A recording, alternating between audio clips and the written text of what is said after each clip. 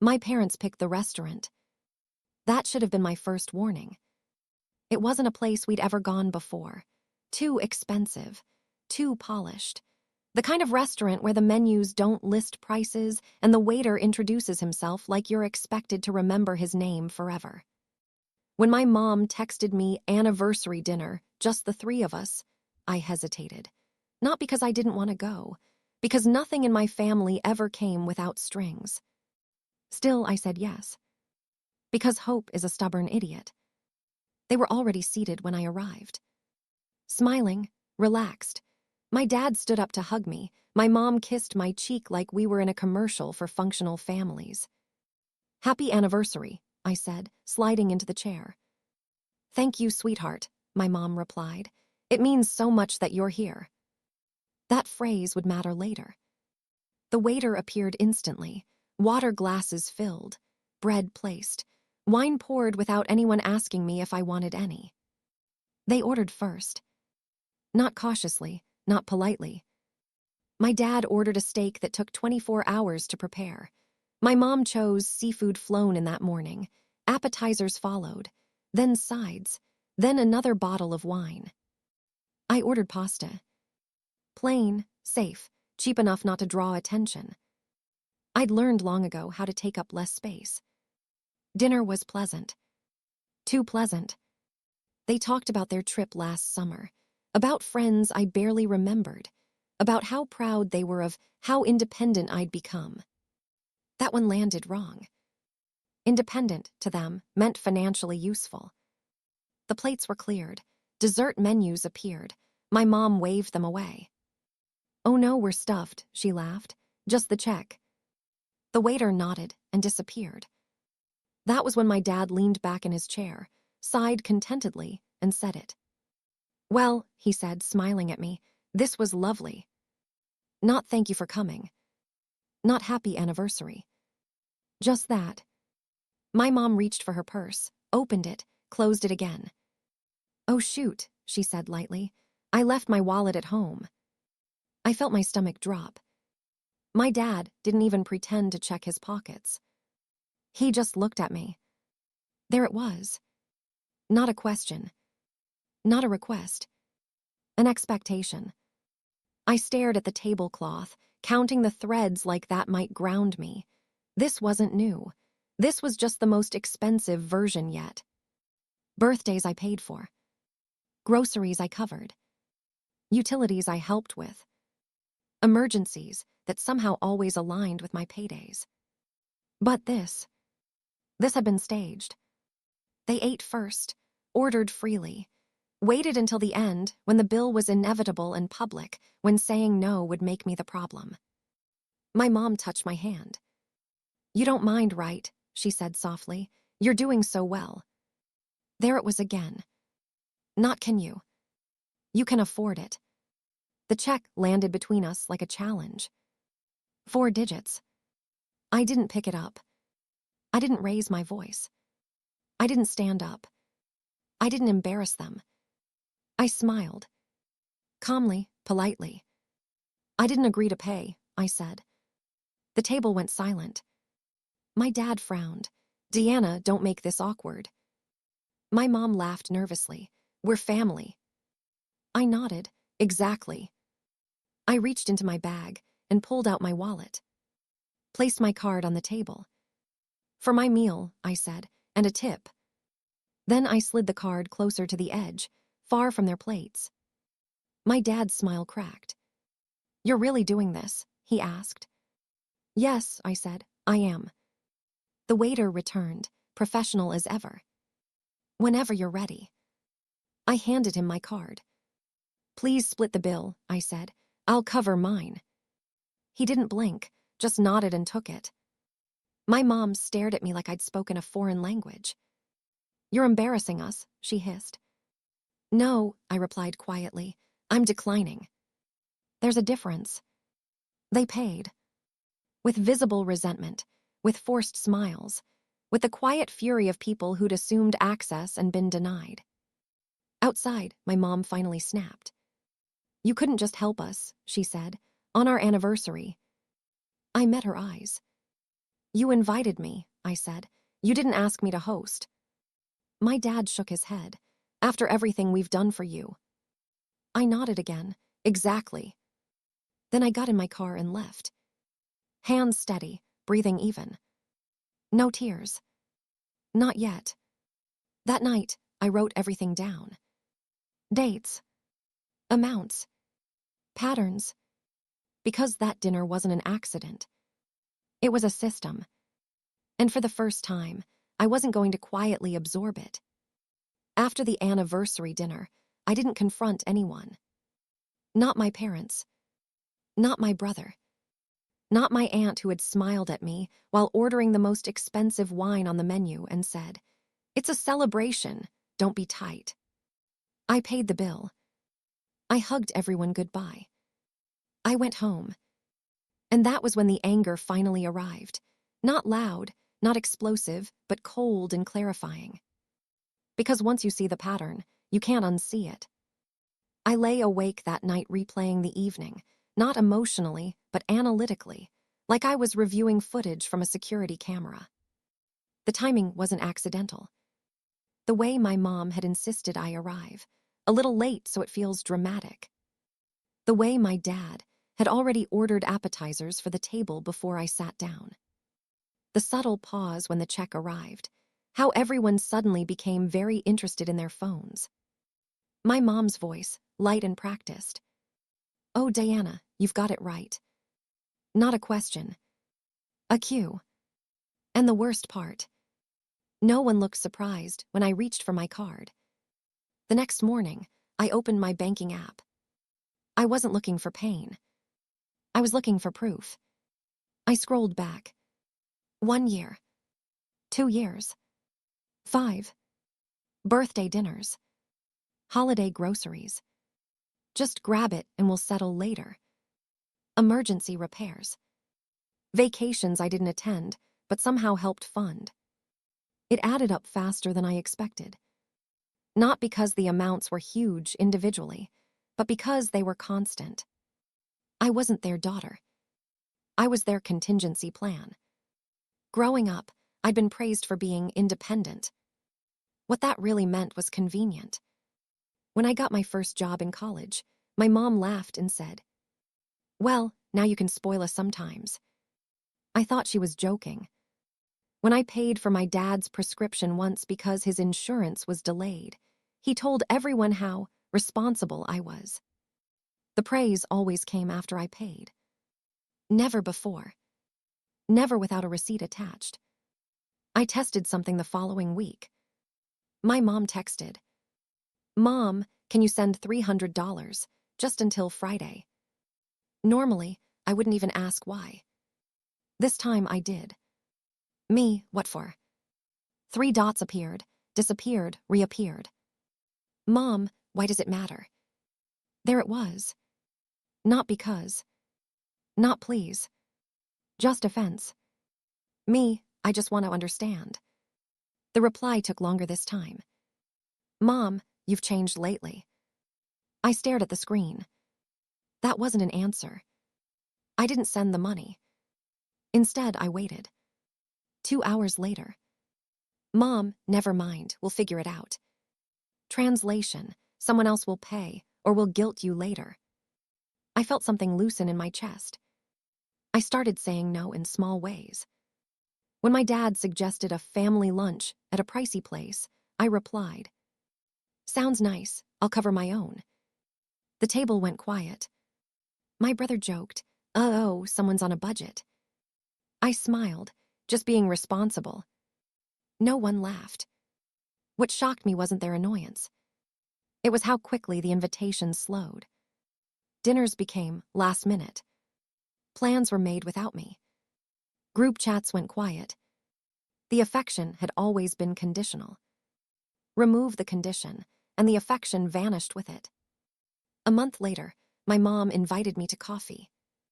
Just us. I knew what it was the moment she said, "I feel like there's distance between us." We sat across from each other in a cafe she chose, because she knew I liked it. "I don't want money to come between family," she said gently. I nodded, "Me neither." She leaned forward. Then why are you acting like this? Like what? Like everything has strings attached now. I almost laughed. Mom, I said carefully, when was the last time you invited me somewhere and didn't expect me to pay? She blinked. Once. Twice. She waved a hand. That's not fair. Can you name one? I asked. Her mouth opened. Closed. That's not what this is about, she said finally. Of course it was. It never was. She reached across the table and squeezed my hand. You know we're proud of you, she said. You've always been the reliable one. Reliable. I gently pulled my hand back. I don't want to be reliable, I said. I want to be your daughter. Her face hardened, not angry but offended. That's a strange thing to say. No, I replied. It's a late thing to say. That night, I made a decision. Not dramatic. Not impulsive. Just firm. I opened a new account. I redirected my paycheck. I removed my parents from my emergency contacts. And I wrote down every instance I could remember where money had replaced care. Not to weaponize it. To remind myself, when guilt came knocking, why I was done answering the door. 2 weeks later, my dad called. Your mom says you're being distant, he said. I'm being intentional, I replied. He sighed. We didn't raise you to be this cold. I almost corrected him. Instead, I said, you raised me to be useful. I'm choosing to be whole. Silence. The anniversary dinner hadn't been an isolated incident. It had been a test. And when I stopped passing it, the rules changed. What they didn't know yet, what no one ever expects, is that quiet daughters who finally see the pattern don't explode. They prepare. And once preparation is complete, nothing goes back to the way it was. I didn't confront them right away. That was the first thing that surprised me about myself. Old me would have replayed the dinner in my head until it turned into a speech, something sharp, emotional, filled with facts and hurt and years of swallowed resentment. Old me would have sent a text, or worse, gone back for another conversation, hoping this time they'd understand. But something about the way my father had smiled when the bill arrived, already knowing I would be expected to pay, had flipped a switch. This wasn't a misunderstanding. It was a system. The next morning, I opened my banking app. Not to check my balance, I already knew it would be fine. I'd learned to keep buffers, emergency funds, cushion on cushion. Because when you're the family's backup wallet, you learn to prepare for surprise withdrawals. What I opened, instead, was my transaction history. And I started scrolling. At first, it felt harmless. Groceries for mom. Help with utilities. Covered dinner. Loan temporary. Then the amounts grew. Car repairs. Medical bills that were never followed up on. Vacations disguised as stress relief. I opened my notes app and started copying dates and amounts. Then I pulled emails. Texts. Can you just this once? You make more than us anyway. We'll pay you back next month.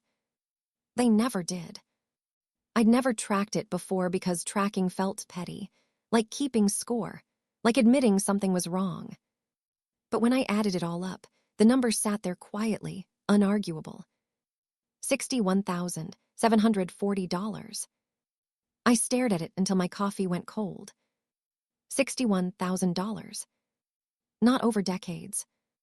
Over 5 years. I remembered moments that suddenly rearranged themselves in my mind. My parents insisting on choosing restaurants. My mom forgetting her wallet. My dad joking, well, we raised you. Every anniversary. Every birthday dinner. Every family celebration. I was never invited to be celebrated. I was invited to fund the celebration. That night, my mother texted, Mom, we had such a lovely time last night. We should do it again soon. I didn't reply. An hour later. Mom, you seemed quiet. Everything okay? Still nothing. Then my father. Dad, we know money can be awkward, but family helps family. There it was. Not concern. Correction. Instead of answering, I did something they never expected. I called my bank. Then my accountant. Then a lawyer. Not to threaten. Not to accuse. To separate. Over the next 2 weeks, I quietly unraveled every thread that tied my finances to theirs. I removed myself as an authorized user on their accounts. Closed the family emergency, savings fund I had created and solely contributed to. Changed beneficiaries. Updated my will. I created a new checking account, one no one knew about. And then I documented everything. Not emotionally. Professionally. My lawyer looked over the records and raised an eyebrow. They've come to rely on you, she said carefully. Yes, I replied. That's the problem. She nodded. You're not obligated to continue. I know. And if they push, I won't. The dinner wasn't the betrayal. It was the proof. Proof that they felt entitled enough to plan it.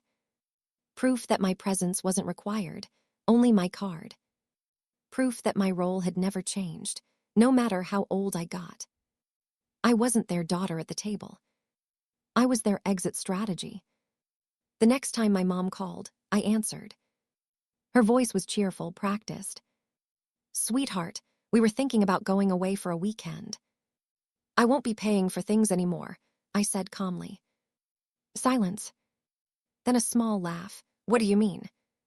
I mean dinners, trips, bills, I'm done. Another pause, longer this time. Well, she said slowly, that's sudden. No, I replied, it's overdue. My dad's voice joined the call. We don't understand why you're being like this. I'm being clear, I said. There's a difference. They tried everything after that. Guilt. Confusion. Soft anger. You've changed. This isn't how families work. We never asked you to. I didn't argue. I didn't defend. I repeated the same sentence every time. I'm not available for financial support. And then I let the silence do what silence does best. Within a month, things shifted. Fewer calls. Sharper tones. Sudden emergencies that resolved themselves when I said no. Funny how that worked. One evening, I went out to dinner alone. Same restaurant. Same time. I ordered what I wanted. When the bill came, I paid without hesitation. Not because I had to. Because I chose to. And for the first time, I realized something that felt like grief and relief all at once. I had never been expensive. I had just been convenient. By the time my parents realized I wasn't bluffing, the ground beneath them had already shifted. They just didn't feel it yet. The dinner was over, the check incident had passed, and on the surface, everything looked normal. Too normal. My mother still sent her good morning texts. My father still forwarded me articles about smart investing. They both spoke as if the anniversary dinner had been a mild, awkward moment, nothing more. That was how they survived conflict. They erased it. And for years, I'd let them. What they didn't know was that I had stopped reacting and started documenting. Every request for money. Every emergency. Every "we'll pay you back." I wasn't angry anymore. I was precise. 2 weeks after the dinner, my mom called. Her voice was light, cheerful. Sweetheart, she said, your dad and I are thinking of refinancing the house. I didn't respond right away. She filled the silence quickly. Just paperwork, but since you've helped us before, the bank asked if you'd be willing to co-sign again. It's just a formality. There it was. Not a favor. An assumption. I smiled, because for the first time I knew exactly what to say. I can't, I replied calmly. Silence. You can't, she repeated. No, I said. I won't be financially involved anymore. Her tone shifted instantly. Diana, don't be dramatic. This is family. I inhaled slowly. Then you shouldn't need my credit, I said. The line went quiet. That was the moment the mask cracked. Not shattered. Cracked. Within days, the pressure started. My aunt called to check in. A cousin texted asking if everything was okay. My dad sent a long message about loyalty and sacrifice. None of them mentioned the dinner. None of them mentioned the bill. They didn't need to. This wasn't about one night. It was about access. And I had closed the door. What they didn't know was that I had already taken the next step. Not revenge. Protection. I met with a financial advisor and a lawyer, quietly, professionally. We reviewed everything. Old transfers. Joint accounts. The one credit card I'd been added to for emergencies. You've been exposed, the lawyer said gently. Not illegally, but vulnerably. So we fixed it. I removed my name. Separated accounts. Locked my credit. Created clear, written boundaries. Not emotional ones. Legal ones. The letter I sent them was simple. Not cruel. Not accusatory. Just factual. I will no longer provide financial support or participate in shared financial arrangements. This is not up for discussion. I wish you well. No apology. No justification. My mother called immediately. She was crying. Not about losing me. About losing control. You're punishing us, she said. You're abandoning us, she said. After everything we've done, she said. I listened. Then I said the truth, the calm, unmovable truth. I'm not punishing you. I'm choosing myself.